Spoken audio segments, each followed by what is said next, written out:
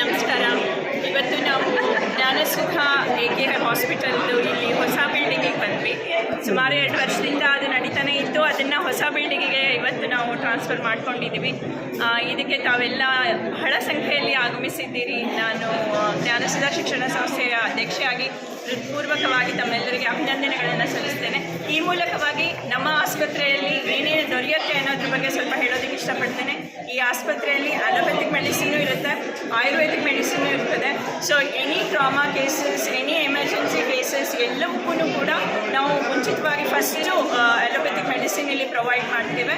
ಅದಾದಮೇಲೆ ಕ್ರಾನಿಕ್ ಅದೇನೇನು ಇರ್ತದೋ ಅದನ್ನು ನೋಡ್ಕೊಂಡ್ಬಿಟ್ಟು ಅವರಿಗೆ ಆಯುರ್ವೇದಿಕ್ ಮೆಡಿಸಿನ್ ಥರ ಎಲ್ಲ ಫೆಸಿಲಿಟಿಗಳಿರ್ತದೆ. ಇದು 100 bedded hospital with all the facilities ಇಲ್ಲಿ ಅವೈಲೇಬಲ್ ಇರ್ತದೆ. ಇನ್ನೊಂದು ಒಳ್ಳೆಯ ಸುದ್ದಿಯನ್ನು ನಾವು ಜ್ಞಾನಸುಧ ಶಿಕ್ಷಣ ಸಂಸ್ಥೆಯ ಮೂಲಕವಾಗಿ ಏನು ಹೇಳೋದಕ್ಕೆ ಇಷ್ಟಪಡ್ತೇನೆ ಅಂತಂದರೆ, ಬಸ್ ಸ್ಟ್ಯಾಂಡ್ ಹತ್ತಿರದಿಂದ ಜ್ಞಾನಸುಧೆಗೆ ಪ್ರತಿ 1 ಗಂಟೆಗೆ ಫ್ರೀ ಬಸ್ ಈ ಹಾಸ್ಪಿಟಲಿಗೆ ಬರ್ತಾ ಇರ್ತದೆ. ಆ ಫ್ರೀ ಬಸ್ ಫೆಸಿಲಿಟಿಯನ್ನು ತಾವು ತಗೊಳ್ಬೇಕು. ಪ್ರತಿ 1 ಗಂಟೆಗೆ ಫ್ರೀ ಬಸ್ ಇಲ್ಲಿ ಬರ್ತಾ ಇರ್ತದೆ. ಇಲ್ಲಿಂದ ಮತ್ತೆ ಫ್ರೀಯಾಗಿ ಜನರನ್ನು ಕರ್ಕೊಂಡು ಹೋಗ್ತಾ ಇರ್ತದೆ.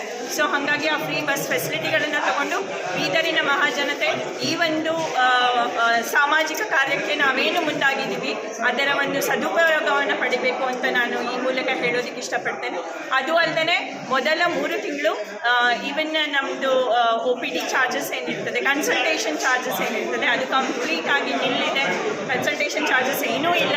ಹಾಗಾಗಿ ಜನ ಎಲ್ಲ ತಮ್ಮ ಯಾವುದೇ ಪ್ರಾಬ್ಲಮ್ಸ್ಗಳಿದ್ರೂ ಕೂಡ, ಹೆಲ್ತ್ ಇಶ್ಯೂಸ್ ಇದ್ರೂ ಕೂಡ ಬಂದು ಇಲ್ಲಿ ಆ ಹೆಲ್ತ್ ಇಶ್ಯೂಸ್ಗಳಿಗೆ ಒಂದು ನೀಗಿಸ್ಕೊಂಡು ಹೋಗಬೇಕು ಅಂತ ನಾನು ತಮ್ಮಲ್ಲಿ ಕಳಕಳಿಯ ವಿನಂತಿಯನ್ನು ಮಾಡ್ಕೊಳ್ತೇನೆ.